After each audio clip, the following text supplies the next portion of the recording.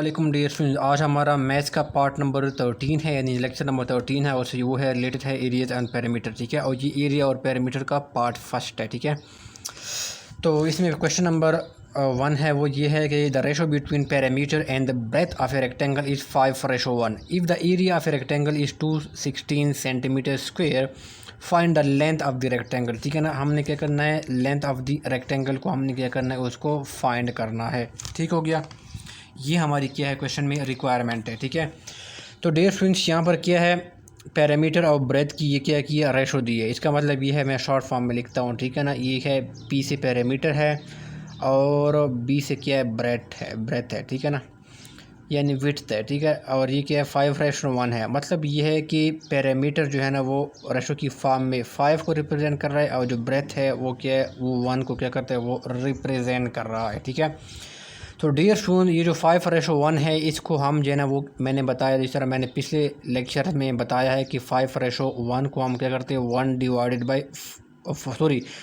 Divided by 1b लिख सकते हैं। ठीक है, या 5 इसको फ्रैक्शन की फॉर्म में भी लिख सकते हैं, या ठीक है, या अगर इसको हम 5:1b लिख सकते हैं। ठीक है, फ्रैक्शन की फॉर्म में भी लिख सकते हैं, ये रेशो की फॉर्म में। ठीक है, तो अब हम क्या करेंगे, इसको हम क्या करेंगे, पहले जो है ना, ये फ्रैक्शन की फॉर्म में 5 डिवाइडेड बाई 1 क्या करेंगे, उसको लिख देंगे। ठीक है, डिवाइड की फॉर्म में इक्वल का निशान डाल देंगे। ठीक है, तो डियर स्टूडेंट, ये क्या है, ये पैरामीटर को रिप्रेजेंट कर रहा है 5, तो हम क्या करेंगे, यहाँ पर पैरामीटर क्या करेंगे, वो लिख देंगे। ठीक है, ये पैरामीटर है। ठीक है, और नीचे डिवाइड डाल लेंगे, डिवाइड कर लेंगे, और ये 1 किसको मैंने कहा रिप्रेजेंट कर रहा है, 1 क्या करें, वो ब्रेथ को रिप्रेजेंट कर रहा है। ठीक है, तो हम यहाँ पर क्या करेंगे, वो हम क्या करें, उसको ब्रेथ क्या करेंगे, उसको लिख देंगे। ठीक है, अच्छा डियर स्टूडेंट, तो अब यहाँ पर क्या है, वो पैरामीटर को यहाँ पर इसने लिखा हुआ है। ठीक है ना, वो क्या है, वो रेक्टेंगल की बात कर रहा है। ठीक है, रेक्टेंगल की बात कर रहा है, तो इसका फार्मूला क्या होता है, पैरामीटर ऑफ दी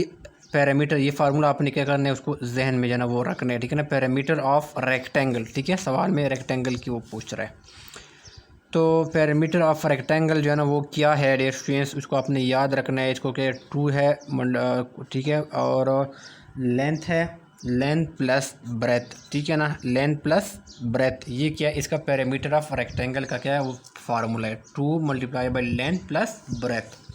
ठीक हो गया, तो अब हम क्या लिखेंगे, ऊपर क्या लिखेंगे, इसमें यहाँ पर पैरामीटर का फार्मूला लिखेंगे। पैरामीटर क्या है, वो 2 इंटू इसको लेंथ प्लस ब्रेथ जो है ना क्या करेंगे, वो लिख देंगे। ठीक है, ये फार्मूला हमने यहाँ पर जो है ना वो लिख दिया है। ठीक है, डिवाइडेड बाय नीचे किया है, उसको हम जो है ना वो हम क्या उसको बी से रिप्रेजेंट कर ब्रेथ को। ठीक है, लिख देंगे, और इक्वल टू 5 डिवाइडेड बाय 1 लिख देंगे। ठीक हो गया, अच्छा डेट सुन, अब जो है ना वो आगे आ जाएँ। ठीक है, फ़िलहाल इसको यहाँ पर छोड़ते हैं। ठीक है ना, आगे आ जाते हैं।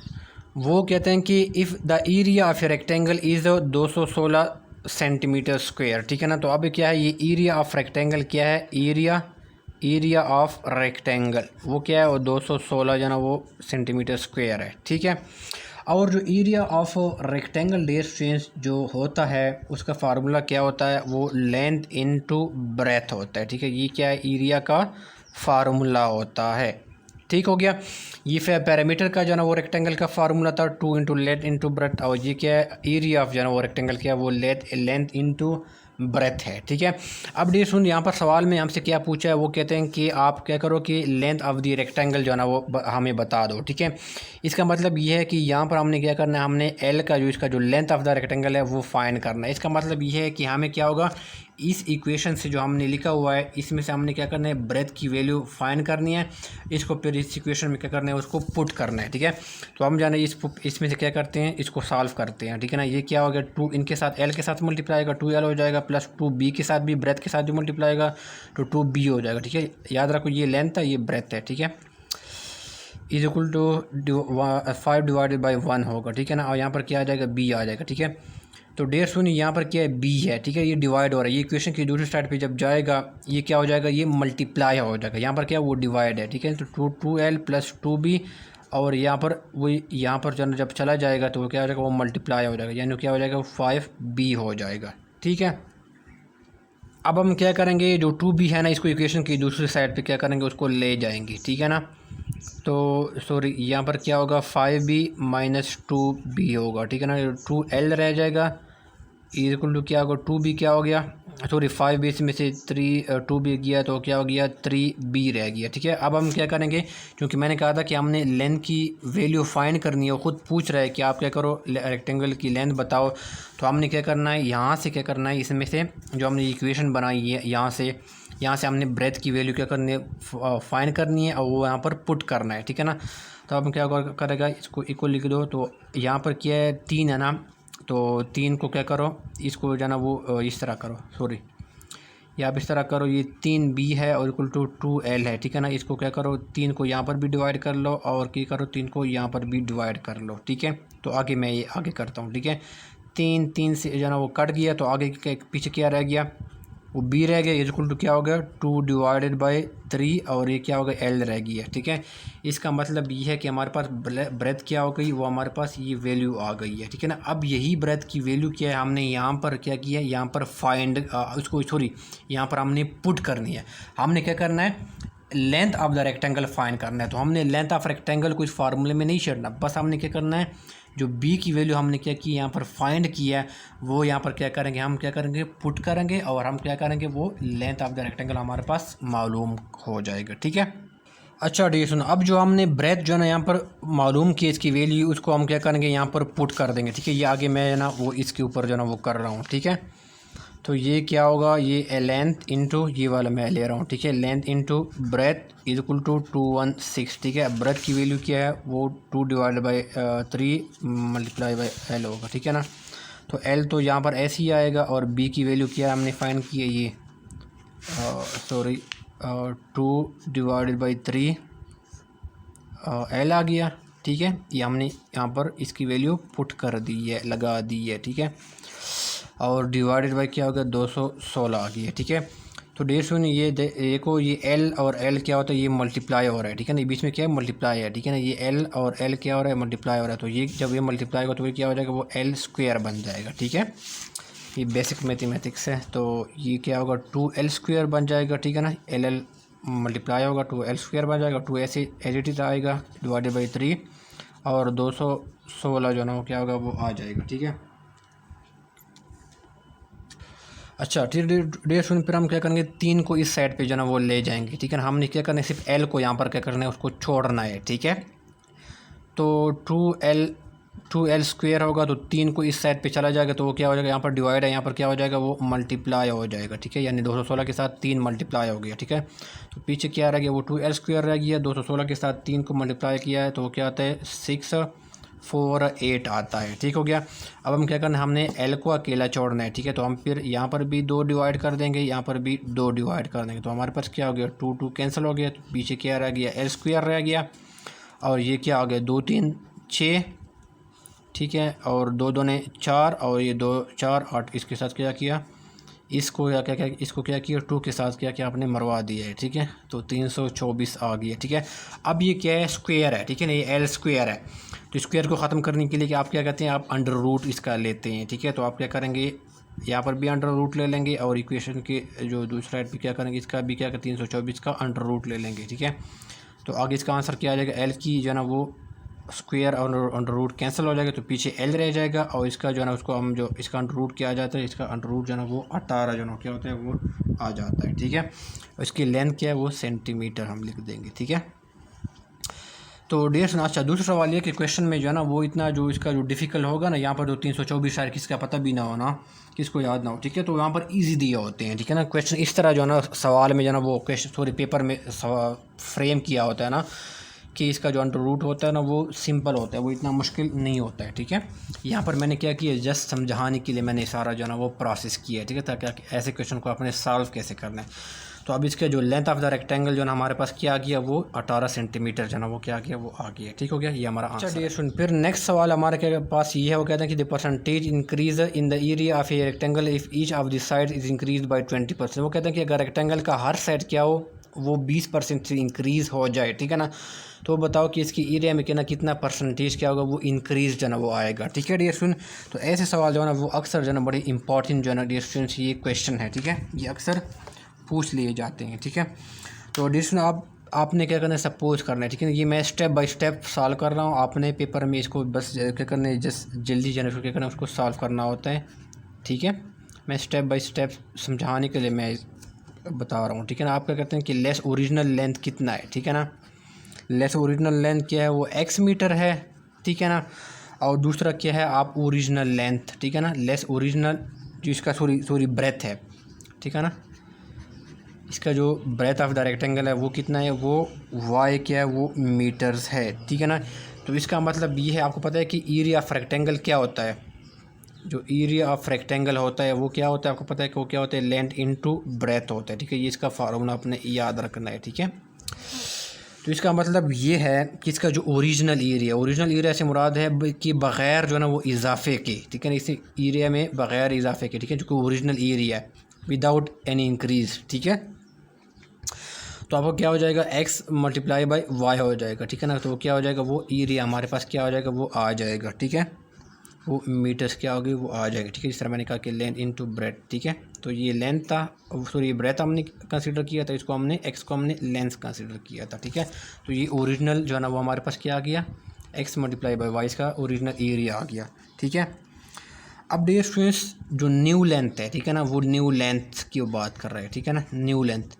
अब चूँकि वो खुद कह रहा है डियर स्टूडेंट कि यहाँ पर वो कह रहे हैं कि if each of the sides is increase by 20%, ठीक है ना। तो इसका जो न्यू लेंथ क्या होगा, इसमें 20% का इजाफा होगा, ठीक है ना। तो क्या होता है कि 100 होता है, 100 इसमें से क्या होगा, 20% क्या होगा, वो इजाफा होगा, तो ये क्या हो जाएगा, वो 120% बन जाएगा, ठीक है ना, सॉरी 120, ठीक है ना, ठीक है। बिल्कुल सिंपल सी मैंने बता दी है, ठीक है।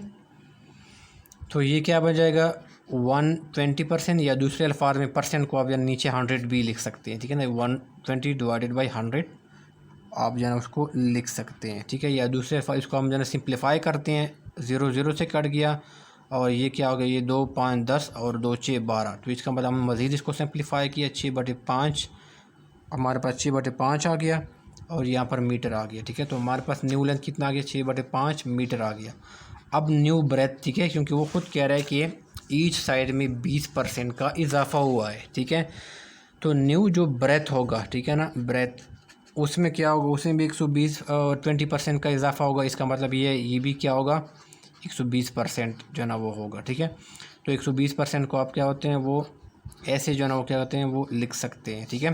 20% का इजाफा होगा, इसका मतलब ये 100 जमा 20%, तो क्या हो गया, 120% हो गया, ठीक है। इस तरह मैंने कैलकुलेट किया, जिस तरह मैंने लेंथ को कैलकुलेट किया, डिवाइडेड बाई 100 हो गया, और ठीक है, ये यहाँ पर क्या आ गया, वो मीटर आ गया, ठीक है। तो ये मज़ीद इसको हम सिंप्लीफाई करेंगे, 0 0 से कट गया, ठीक है ना। और बिल्कुल वहाँ पर क्या किया, जिस तरह हमने ये बताया कि क्या किया, 6/5 जो है ना वो आ गया, ठीक है ना। 2 6 12 और 2 5 10, ठीक है। तो ये हमारे पास न्यू लेंथ आ गई है 20% के इजाफे के बाद, 6/5 आ गया, और ये भी क्या आ गया, 6/5 आ गया नए जो है ना वो इजाफे के बाद। इसका मतलब ये है कि हमारे पास अब हम न्यू एरिया क्या आएगा, ठीक है ना। जिस तरह हमने यहाँ पर ओरिजिनल एरिया कैलकुलेट किया था बग़ैर इजाफे के, तो अब क्या करेंगे, न्यू एरिया जो कि इजाफे के साथ क्या होगा, वो इंक्लूडेड होगा, वो अब क्या आएगा, ये क्या होगा, एरिया ऑफ द रेक्टेंगल क्या होता है, वो लेंथ इनटू ब्रेथ होता है, ठीक है। तो ये लेंथ हमने क्या निकाला है, न्यू एरिया 20% इंक्रीज़ होने के बाद 6/5 होगा, ठीक है। अच्छा डियर स्टूडेंट, मैं कि यहाँ पर एक चीज़ भूल गया हूँ कि यहाँ पर क्या होगा, वो x आएगा, ठीक है ना। ये x आएगा, x को मैंने क्या बताया था कि वो लेंथ है, जिसका मतलब ये कि 20% किस में इजाफा हुआ, वो लेंथ में क्या होगा, ओरिजिनल लेंथ में इजाफा हुआ, तो यहाँ पर क्या आएगा, वो x आएगा, ठीक है। और इसी तरह इसके साथ क्या आएगा, वो y आएगा। y क्या था, ब्रेथ है, इसका मतलब ये है कि ये 120% क्या हो गया, वो ब्रेथ में इजाफा हुआ है, ठीक है। तो वो 120% मल्टीप्लाई बाई ओरिजिनल एरिया, ठीक है। तो हम क्या करेंगे, वो निकालेंगे, तो हमारे पास क्या होगा, 6/5 क्या, वो y आ जाएगा, ठीक है। वो आपने यहाँ पर नहीं बोलना, ये भी क्या होगा, यहाँ पर x आएगा, ठीक है, क्योंकि वो ओरिजिनल एरिया में क्या होगा, वो 120% का क्या होगा, वो इजाफा हुआ, ठीक है ना। तो ये क्या होगा, आपने उसको साथ नहीं बोलना, ठीक है। तो 6/5 क्या होगा, वो x आ जाएगा, ठीक है। ये पहला लेंथ हो गया, और ब्रेथ क्या आ जाएगा, वो ये वाला न्यू ब्रेथ इजाफे के बाद वो क्या आ जाएगा, वाइफ आ जाएगा, ठीक है। अब हम क्या करें, इसको मल्टीप्लाई करेंगे, क्योंकि ये मल्टीप्लिकेशन है ना बीच में, तो ये क्या होगा, ये इनके साथ मल्टीप्लाई होगा, ये इनके साथ क्या होगा, वो मल्टीप्लाई होगा। तो 6 6 36 हो गया, और 5 5 5 5 क्या हो गया, वो 25 हो गया, ठीक है, और ये एक्स वाई भी क्या होगा आपस में मल्टीप्लाई होगा, तो वो क्या हो जाएगा एक्स वाई आ गया। ठीक है, इसका मतलब ये है कि मेरा पास जो न्यू एरिया है, ठीक है ना, new area of the rectangle, ठीक है, वो क्या आ गया इजाफे के बाद 20% इजाफे के बाद वो क्या गया 36 डिवाइडेड बाई 5 जो है ना वो क्या हमारे पास जो है ना वो आ गया है। ठीक हो गया। अपडेट सुना हम जो है ना वो सवाल की तरफ आते हैं। वो कहते हैं कि the percentage increase in the area of a rectangle, ठीक है ना, यानी क्या था, ये ओरिजिनल था, ये ओरिजिनल था और इसमें क्या आ गया, ये अभी क्या आ गया, इसमें नया चेंज आ गया 20% जो इजाफा हुआ। अब क्या करते हैं उसमें, क्या करते हैं वो जो इजाफा हुआ है वो जो इजाफा हुआ है वो परसेंटेज की फॉर्म में बताओ। ठीक है, अब हम क्या करेंगे, इन दोनों एरिया जो है ना, जो न्यू एरिया है और जो ओरिजिनल एरिया क्या करेंगे, उसमें से माइनस करें, उसका डिफरेंस ले लेंगे। ठीक है, तो अब हम क्या करेंगे, जो हमारे पास जो है ना वो न्यू एरिया है वो क्या है 36 डिवाइडेड बाई 25 है, और ये क्या एक्स वाई है, इसमें से क्या करेंगे हम, जो हमारे पास ओरिजिनल एरिया था ये वाला बग़ैर इजाफे वाला, ये वाला, वो हम क्या करेंगे माइनस कर देंगे। किस में से माइनस कर देंगे, ये न्यू एरिया में से। ठीक हो गया, ताकि हम जो है ना वो परसेंटेज इंक्रीज़ क्या करें उसमें से फाइन कर सके। ठीक हो गया। अब हम क्या करेंगे, उसको कैसे सॉल्व करेंगे, ये एक्स वाई यहाँ पर भी है, यहाँ पर इसको हम क्या करें, उसको कॉमन ले लेंगे। ठीक है ना, तो एक्स वाई को हमने यहाँ पर कॉमन ले लिया, पीछे क्या रह गया, वो 36 डिवाइडेड बाई 25 रह गया, और माइनस क्या गया, यहाँ पर हमने इसको चूँकि हमने कॉमन ले लिया, बाहर निकाल दिया, तो पीछे यहाँ पर क्या रह गया, वो 1 रह गया। ठीक है, इसमें से हमने क्या किया, कॉमन निकाला है, तो ये बाहर रह गया, और ये क्या, पीछे क्या रह गया 36 डिवाइडेड बाई 25 माइनस 1। ठीक है, क्योंकि ये हमने बाहर निकाल दिया, तो पीछे क्या रह गया कि ये 1 रह गया। ठीक है, अब डेट हम क्या लेंगे, इसका हम क्या लेंगे, इसका एलसीएम ले लेंगे। ठीक है, ब्रैकेट के अंदर है। ठीक है, ये 25 से जो है इसका एलसीएम आ जाएगा, तो ठीक है हम 25 को नीचे लिख देंगे। तो चूंकि हमने 25 को एलसीएम ले लिया, तो अब क्या करेंगे, हम 25 यहाँ पर भी मल्टीप्लाई कर देंगे और 25 को हम यहाँ पर भी मल्टीप्लाई कर देंगे। तो यहाँ पर चूँकि 25 क्या होगा, वो कैंसिल हो जाएगा। ठीक है, ये भी कैंसिल हो जाएगा, तो पीछे क्या रहेगा, वो 36 रह जाएगा, माइनस 25 1 के साथ मल्टीप्लाई होगा, तो वो क्या होगा 25 होगा। ठीक है, ये मैंने बेसिक एलसीएम लिया। ठीक है, मैं एज्यूम करता हूँ कि आपको जो है ना वो एलसीएम जो है ना वो आता होगा। ठीक है, तो पीछे क्या रह गया, एक्स वाई रह गया। ठीक है, 36 में से 25 गया, वो क्या गया 11 रह गया। ठीक है ना, और 11 डिवाइडेड बाई 25। ठीक है, और ये एक्स वाई रह गया। ठीक है, अब डियर स्टूडेंट यहाँ पर क्या, चूँकि वो सवाल में ये पूछ रहा है कि मुझे क्या करो, इंक्रीज़ जो बताओ क्या अगर परसेंटेज की फॉर्म में बताओ। ठीक है, तो अब हम डियर स्टूडेंट ये क्या करेंगे, जो 11/25 है, ठीक है ना, 11/25 इनके साथ हम क्या करेंगे, 100 को मल्टीप्लाई कर लेंगे। क्यों मल्टीप्लाई करेंगे, क्योंकि हमने क्या किया, जो इंक्रीज़ निकालना है वो परसेंटेज की फॉर्म में निकालना है। ठीक है, तब तो हमारे पास जो है ना वो आंसर आ जाएगा। ठीक है ना, तो हम मल्टीप्लाई कर देंगे 100 परसेंटेज की फॉर्म में, हमारे पास आंसर आ जाएगा। तो 25 कितने होते हैं, 25 4 क्या होता है, वो 100 होते हैं, और क्या होगा, और 11 को हम 4 के साथ जो है ना वो जब हम मल्टीप्लाई करेंगे तो वो क्या होगा 44 क्या होगा, वो परसेंट जो है ना हमारे पास आंसर आ जाएगा। ठीक है, यानी एरिया में जब जो है ना वो क्या होगा, जो रेक्टेंगल की एरिया में जो है ना वो इंक्रीज़ आएगा परसेंटेज की फॉर्म में, वो कितना आ रहा है 44%। ठीक है, तो अब हमारे पास आंसर कौन सा है, हमारे पास आंसर जो है ना वो सी इज़ द करेक्ट आंसर। ठीक है, ये मैंने सारा स्टेप बाय स्टेप किया अपने पेपर में, जो है इसको जो है ना जस्ट जो है ना 2 से 2.5 या 3 मिनट जो है ना आपका ये लेंगे इस सवाल को हल करने में। ठीक हो गया डियर स्टूडेंट्स, तो मुझे उम्मीद आपको समझ आ गया इतना ही काफ़ी। ठीक है, और इसका जो नेक्स्ट पार्ट है, ठीक है ना, वो हम क्या करेंगे, वो लेक्चर नंबर या पार्ट नंबर जो 14 होगा उसमें हम क्या करेंगे, उसको डिस्कस करेंगे। ठीक है, सुनने का बहुत शुक्रिया। वीडियो अच्छी लगे तो उसको लाइक कीजिएगा, और इसका कोई आपका कोई क्वेश्चन है, आपको कोई समझ नहीं आ रही, तो आप व्हाट्सएप नंबर शो हो रहा होगा, तो आप मुझे उसके ऊपर सेंड कर सकते हैं। मैं वीडियो की फॉर्म में जो है ना वो आपको जो है ना वो जवाब जो है ना वो दे दूँगा। ठीक है, दुआओं में याद रखिए। सुनने का बहुत शुक्रिया। अल्लाह हाफिज़।